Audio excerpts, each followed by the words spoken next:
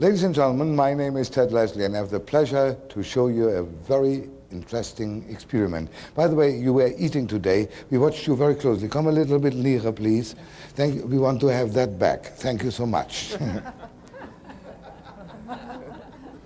Women's Prison, Munich.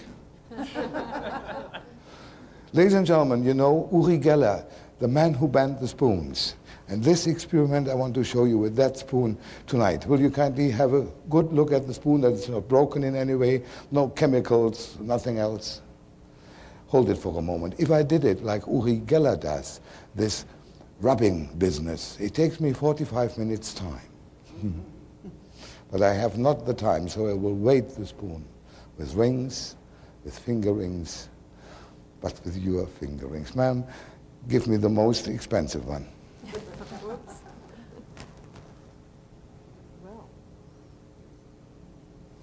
Beautiful. Excuse me.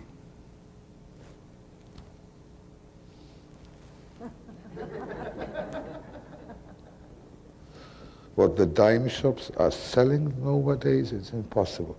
Okay. Then I want to have, if possible, a gentleman's ring. Do you have rings, sir? Beautiful, thank you. Did you see something like this before? Isn't that beautiful? Oh, there is something written inside as well. May I have your first name, sir? Stephen. Stephen. What's written here? For Stephen, with love from Billy. Okay, that's not my problem. Do you have a ring, madam? Sure. May I have one? Thank you. What we have here are, I would say, $1,000, $1,500, and yours, 95 pennies, the dozen. And exactly at this spot, I want to finish my appearance here. Thank you, good night, and goodbye. What means, wait a second. I promised you Uri Geller, and you should have Uri Geller. May I have the spoon back, please? I put all the rings onto the spoon like this. Okay. Madam, will you kindly stand up and come to my side? Will you hold the spoon here, please? That is more showmanship. I concentrate and the spoon will bend where the rings are. Watch this. Something happens? No? I try it from the other side. Something happens? No? Then I can do it tonight. Open your hand like this and take your ring. Only yours, madam. Only yours. Oh. Ladies and gentlemen, the rings are linked. Wow. Thank you so very much. Will you kindly take a seat? By the way, madam, is that really your ring? Yes. Look at it. Yes. Oh my, how did you do that? Oh. Very well. Yes. Look after it. You see your ring? Is it linked with the other two? Yes, it is. Beautiful. Wow. Where you come from? You come from here, California. from California. Which city, madam? Los Angeles. Los Angeles. Where you come from, Los madam? Angeles as well. And the young man? Maryland. What? Maryland. Maryland. No. Where is that? Did I show you your ring? No. You see your ring linked with the other two? Yes, I do. Okay. It would be from interest how you go home with the two ladies tonight. Do you have an idea how I can get them apart? Madam? No? No. I have an idea. Mr. Assistant, here is something on the table. Will you bring that up, please? No, in front of the table, yes. I have something very interesting to show you.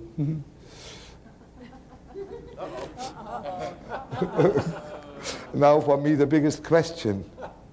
Which one is the cheapest one? Funny, I take this one. Oh.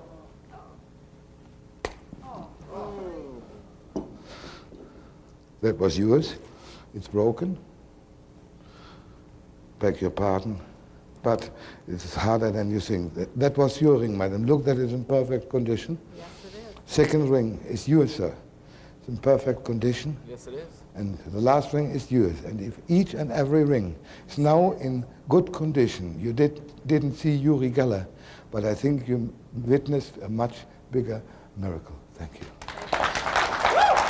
Thank you. That's it.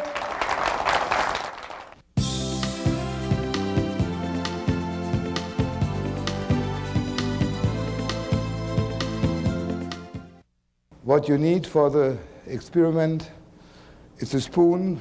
Mine is from the Hilton in Washington. Then you need a watchmaker's lens you can get at a watchmaker. And you need, the most important thing of all, a himberring. The himberring is miscalled. It was not an invention of Dick Himber. It was the invention of Percy Diaconis. Percy Diaconis went along a jeweler shop and found rings for people with arthritis, that they could take them off so they could be unlocked. I had, as I started doing the routine 20 years ago, 25 years ago, I had such a ring until in the nightclub, something happened. A lady, she was a little bit tipsy, pulled on the outside rings, and the himberring went unlocked. And for that reason I had, by my jeweler, one made, which is very, very special. That is this one. And I think we should have a few close-up shots of that ring, because it's very important that the people understand what I did. It took me a long time of development. By the way, this ring is similar to rings elderly gentlemen in Germany and in England wear. An oval-shaped ring with a blue stone. And when I get them from the audience, I don't do any switches. Then I have the lady going to the man, to the second lady, showing the ring. Because if a gentleman wore that ring for about 30 years, he doesn't know how it looks exactly. For that reason, I floored a lot of magicians with that. If I spot such a ring in the audience, I say that's my victim. Okay?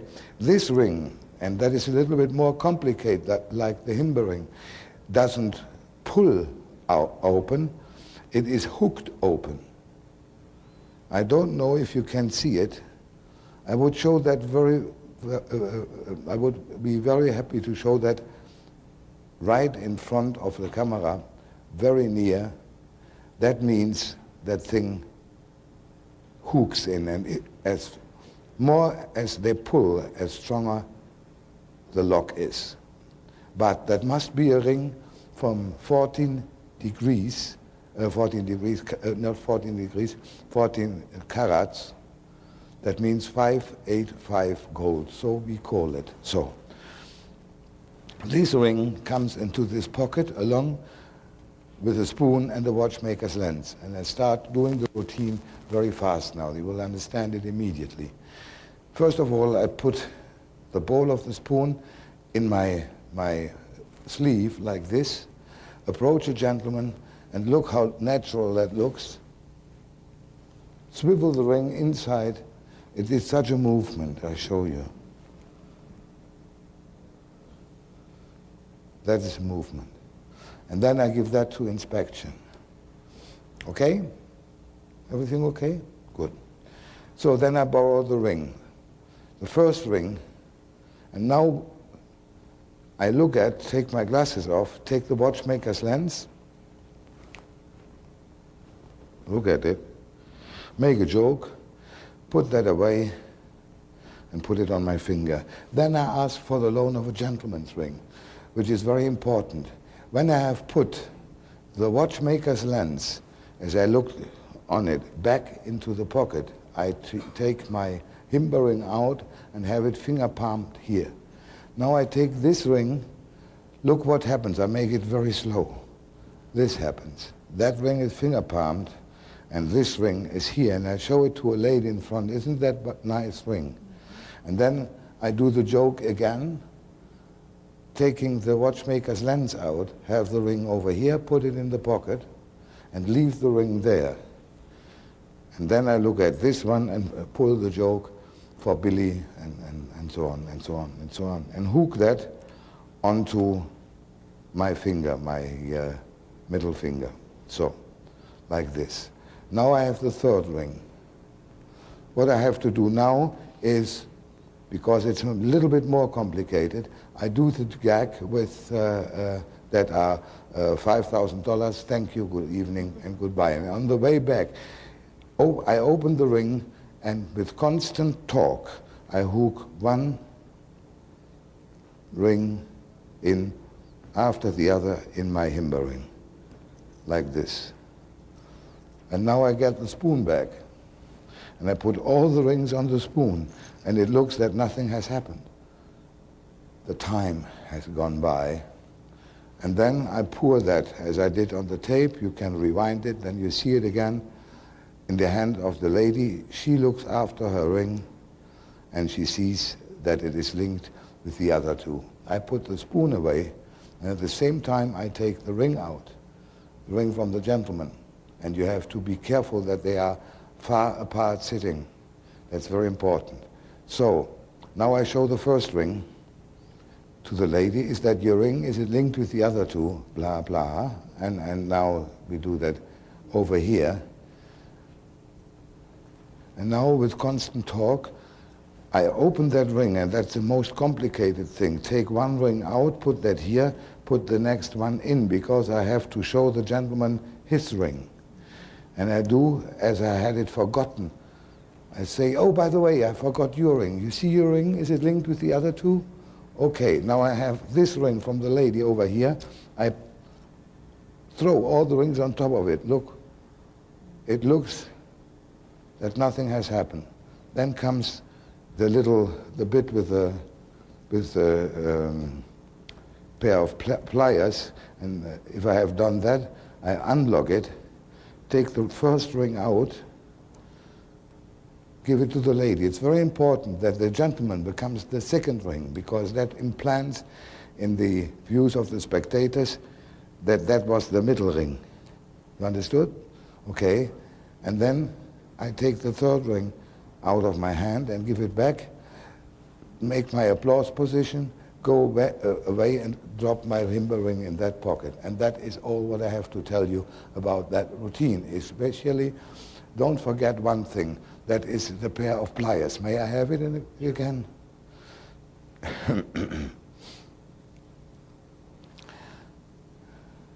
I put a nail inside here. Yes, I put a nail inside here, and that is that which I break when I do this. And you see a piece fly away.